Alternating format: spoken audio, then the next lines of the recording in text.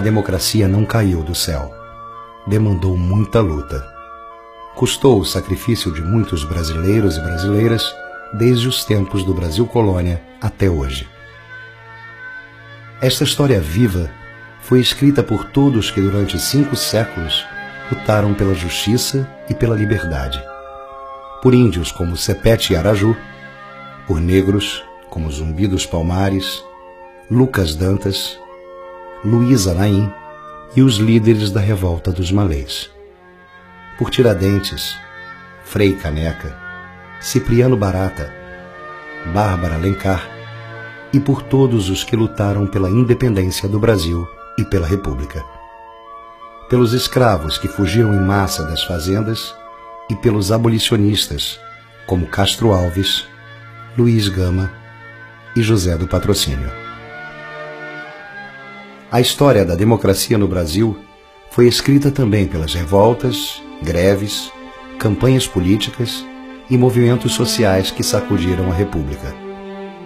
A revolta da chibata, a revolta da vacina, a greve de 1917, o tenentismo e a coluna Prestes, a luta pela entrada do Brasil na guerra, a campanha do petróleo é nosso, a greve dos 300 mil de 1953, a comoção popular no suicídio de Getúlio Vargas, a eleição de Juscelino Kubitschek, a construção de Brasília e a interiorização do desenvolvimento. A vitoriosa campanha da legalidade, liderada por Leonel Brizola, e a luta pelas reformas no governo de João Goulart. Em 1964, um golpe militar derrubou o presidente constitucional. Muitos deram suas vidas para que o país reconquistasse a democracia, entre eles Edson Luiz de Lima Souto, Marighella, Lamarca, Yara Yavelberg, Rubens Paiva, Onestino Guimarães, Helenira Rezende, Davi Capistrano, Vladimir Herzog, Manuel Fiel Filho, Suzu Ângel e Santo Dias. Mais de 400 brasileiros foram assassinados pela ditadura. Dezenas de milhares foram presos, torturados, exilados. Nunca serão esquecidos. Como esquecer os artistas, compositores, cineastas, intelectuais, religiosos que resistiram à ditadura?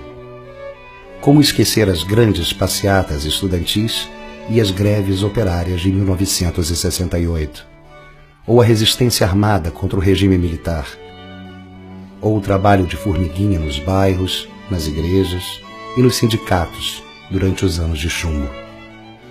Como não lembrar da anticandidatura do Dr. Ulisses Guimarães, da estrondosa derrota da ditadura nas eleições de 1974 e da ação incansável da OAB e da ABI?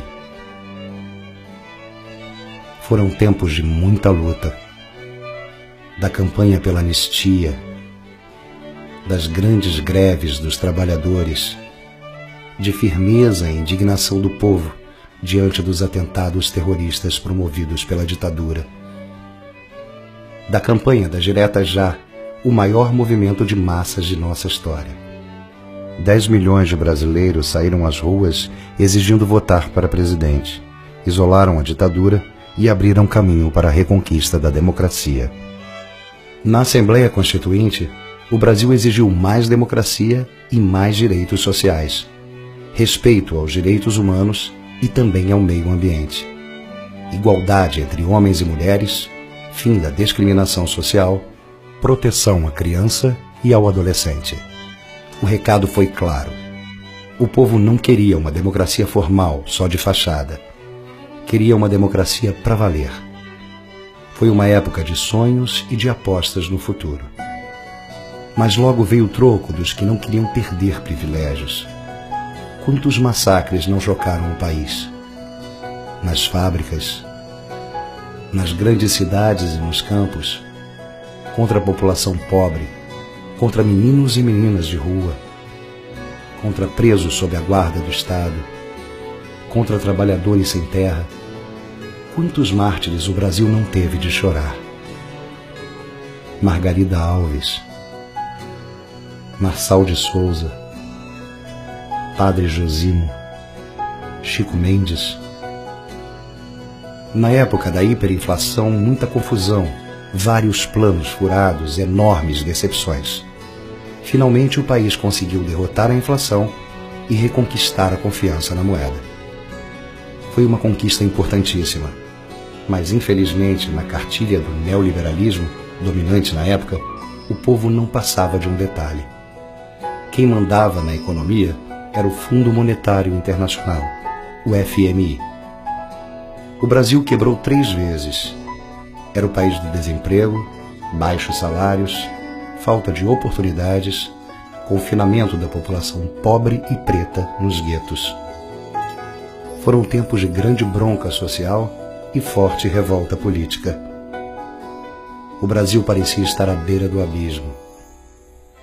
Mas graças à democracia, encontrou forças para avançar.